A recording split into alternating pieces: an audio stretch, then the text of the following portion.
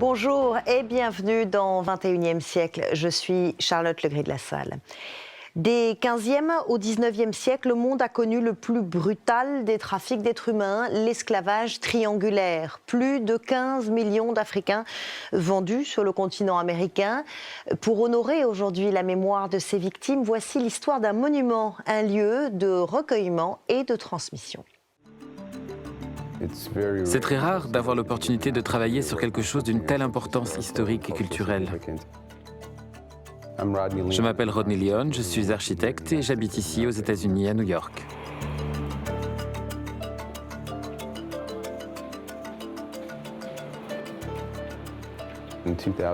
En 2007, j'ai été contacté pour participer à une conférence en tant que panéliste. Je venais de terminer le mémorial du cimetière africain. L'un des organisateurs m'a informé que des personnes de l'ONU travaillaient sur un projet pour construire un mémorial pour les victimes de l'esclavage et du commerce triangulaire des esclaves sur la place de l'ONU. Je l'ai gardé dans un coin de ma tête. Waouh, j'ai vraiment hâte que ça arrive et j'adorerais être l'un des compétiteurs. C'est des années plus tard que le concours a été lancé et que nous avons pu alors soumettre nos idées. Il y avait certains critères que nous jugions importants, qui étaient prioritaires. Cela devait être quelque chose qui inspire vraiment des idées puissantes, provocantes, qui fait faire prendre du recul et se dire « Oh mon Dieu, est-ce vraiment ce qui s'est passé? Comment peut-on éviter que cela arrive de nouveau ?» Vous voyez, cela devait être une expérience pédagogique en même temps que spirituelle.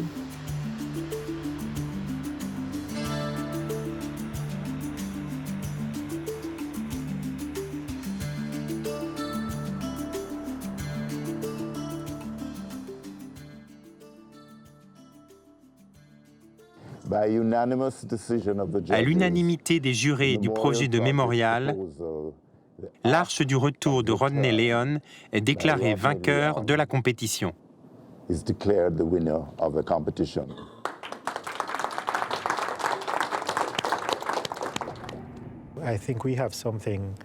Je pense que nous avons là quelque chose qui, en fin de compte, sera digne de ce que nous essayons de créer.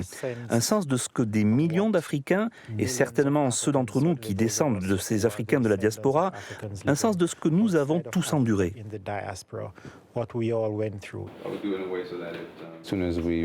À la seconde où nous avons réalisé que nous avions gagné, nous avons compris qu'il y allait avoir beaucoup de travail à accomplir.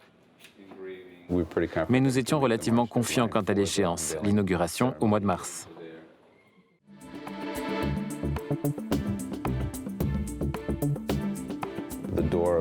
La porte du non-retour est une image très puissante dans le monde pour tous ceux qui vont sur l'île de Gorée au Sénégal.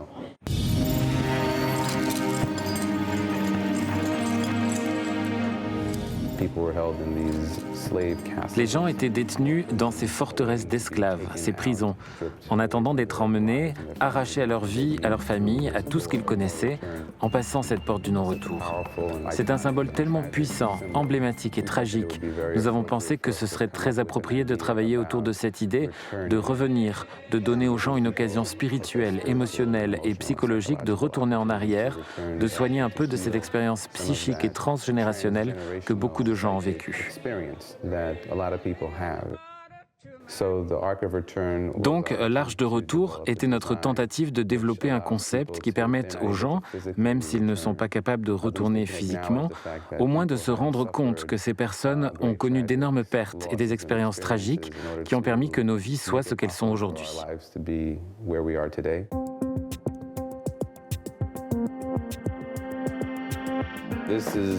Voici l'un des premiers croquis, qui en substance était plié, à partir d'un bout de carton.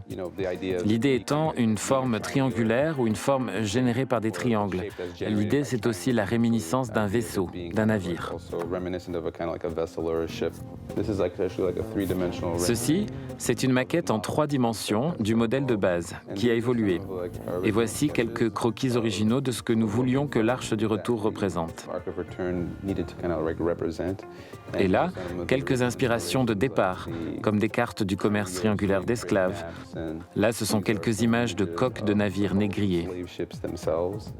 Nous pouvons utiliser ce modèle en 3 dimensions pour nous aider à construire la charpente d'acier et les imbriquer. Comme ça, n'importe quel défaut peut être enlevé avant la fabrication.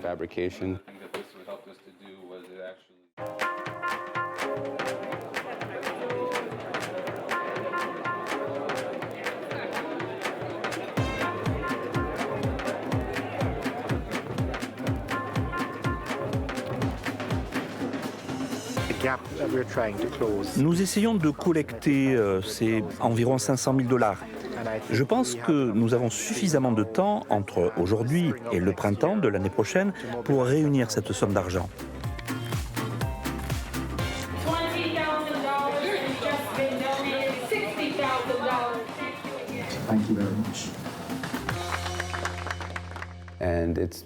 Ça a été progressif, mais ça a été un succès jusqu'ici.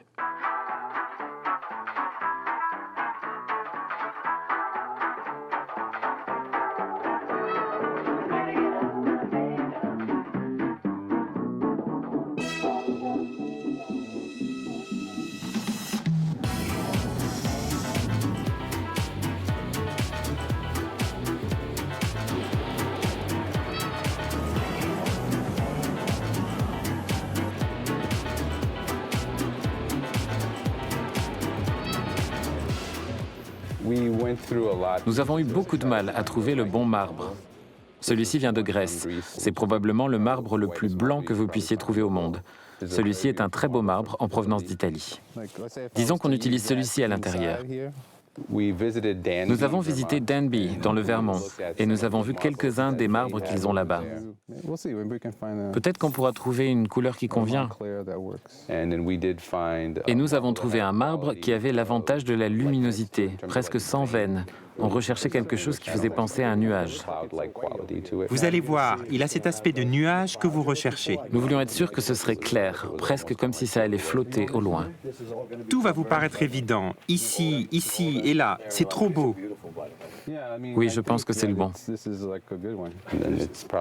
Ce sont probablement quelques-uns des marbres les plus uniques que vous puissiez trouver au monde. Et ce marbre est celui que nous allons utiliser pour construire le mémorial. Non seulement parce qu'il reflète ce que nous voulons sur le plan esthétique, mais aussi parce qu'il est produit localement, donc cela va être beaucoup plus facile pour nous de le livrer. Ça nous économise beaucoup de temps et d'efforts, et sans doute beaucoup de frais aussi.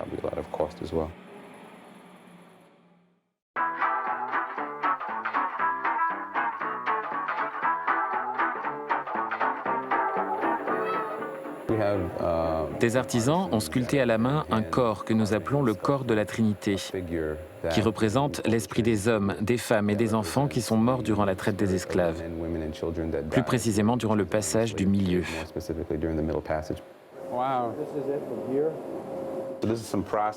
C'est l'élaboration d'un corps en argile, en fait, et sa main est tendue pour accueillir les gens dans la chambre.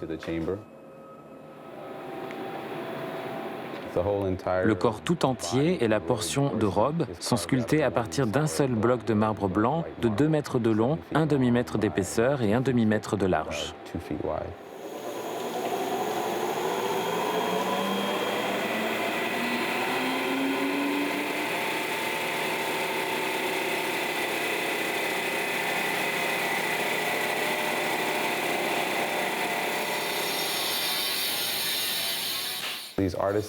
Ces artisans qui viennent de Carrare en Italie ont sculpté cette belle robe blanche flottante autour du corps qui semble drapée avec élégance. Et si vous la touchez, c'est une sensation belle, tendre, douce.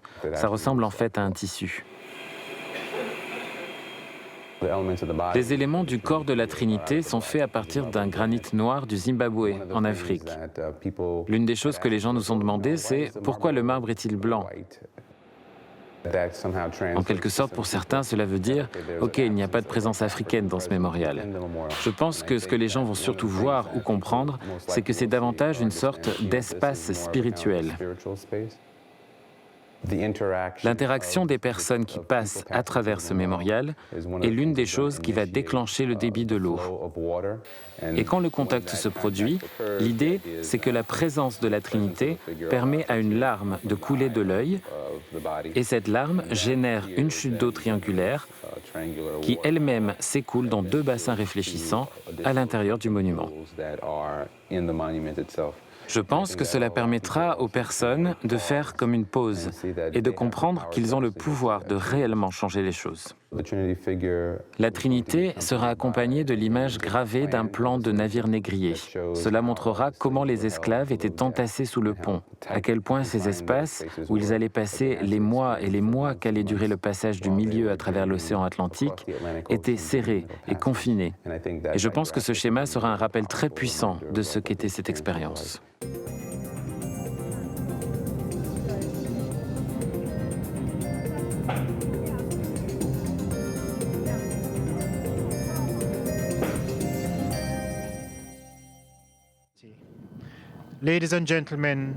Mesdames et messieurs, en tant que président du comité permanent du mémorial et représentant permanent de la Jamaïque, j'ai le grand plaisir de vous présenter pour la toute première fois l'Arche du Retour.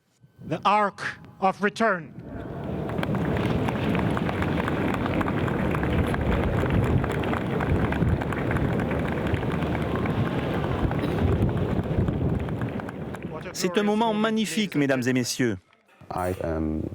Je fais partie de la première génération américaine née de parents haïtiens, et c'est une forme de responsabilité de porter cet héritage, d'être capable de transmettre cet héritage, l'histoire de ces personnes qui ont lutté pour la liberté et luttent continuellement pour la liberté dans des conditions difficiles. Je pense que le mémorial, cela dépend de la façon dont il sera utilisé, peut servir de point de ralliement pour la liberté.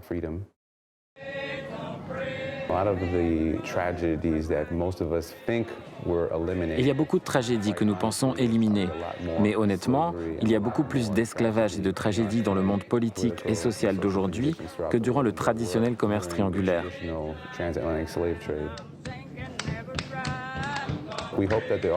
Nous espérons donc que l'Arche du Retour représentera une lueur d'espoir pour ceux qui souffrent actuellement. Et ces leaders du monde qui viennent aux Nations Unies se verront rappeler leur rôle, leurs responsabilités, sans quoi les futures générations risquent de continuer à commettre les mêmes erreurs.